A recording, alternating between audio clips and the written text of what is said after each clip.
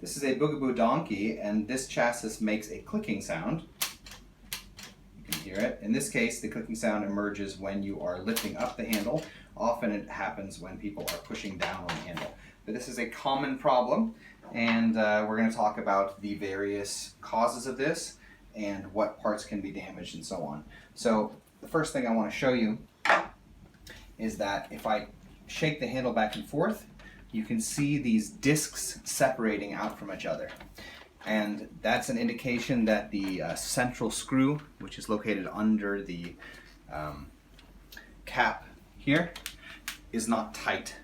And what happens when this loosens and people aren't careful to tighten it up again is that the parts start to separate from each other, and thus the edges of the parts are holding on each other instead of the whole part holding on each other. And this, of course, causes damage because there's too much pressure for just the edges of the parts to hold the mechanism and hold the chassis together. So we're going to open this up and have a look at how it looks inside. In best cases, you can just screw this tight again, but it's always a good idea to check. So you're going to want to unscrew this screw. Get it started with a regular screwdriver so I don't damage my screw gun. And we'll screw the rest of it out.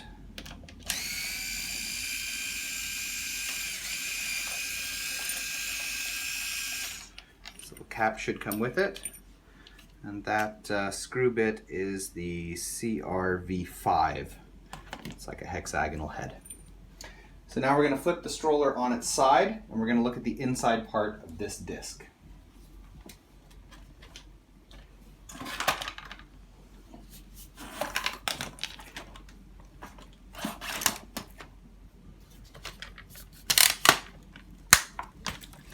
Okay. So when this occurs, you're generally looking for damage to these teeth. And in this case, it looks okay. But in some cases, when that part has separated and these teeth are holding, again, only on the edge of the mechanism, you'll see that it's been worn down. And in worst cases, it won't hold anymore. A second cause for this can be that this disc warps. And I actually have no idea why that would happen if people are parking their stroller too close to like wall heaters or something, but I have seen it in several cases actually that this disc itself has warped. In that case, you'll want to replace this disc. So this looks okay, this disc looks okay, and now we're going to look at the back side of this as well.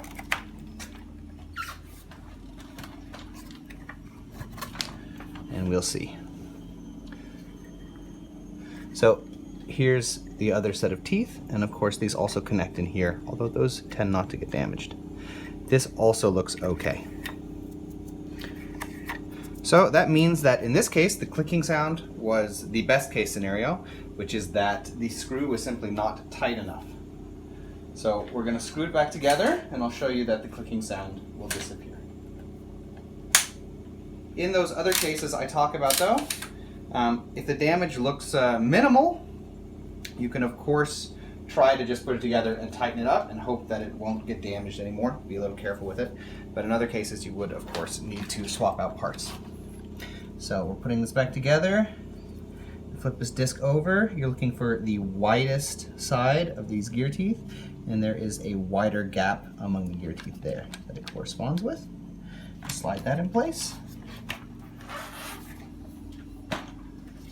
Hold that all tight. Pop it in. Holding it tight again. Putting this cap on. There's a couple holes. This occurs with the newer models.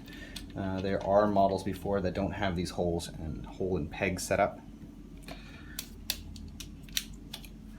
And we're just going to screw it in as tight as possible.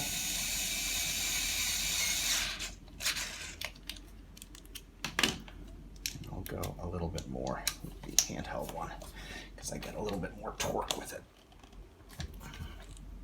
It's as tight as you can.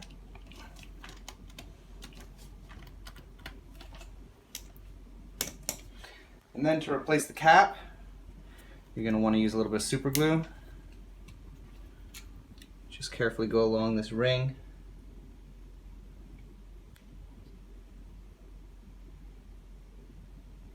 Don't want it to drip too much.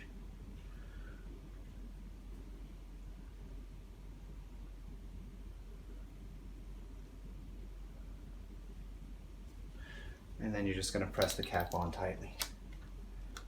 Okay, now we've glued the disc back on, and I just wanted to point out real quick, to do this properly, I didn't do it in this case, but you can use a silicone spray is the best, since it's a lot of plastic here, and spray up inside. And if you put it together and want to do it afterwards, it's just a matter of spraying down into the cracks, and that'll help a lot.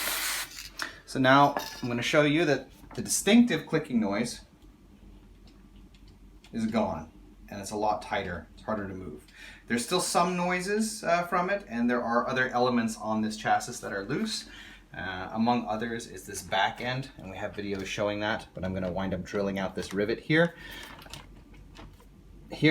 and re-riveting it. That'll make that a lot tighter. So, but that distinctive clicking that you heard in the beginning is the cause of those parts being loose, and that's the easiest way to fix it, assuming you don't have to swap out elements of the chassis.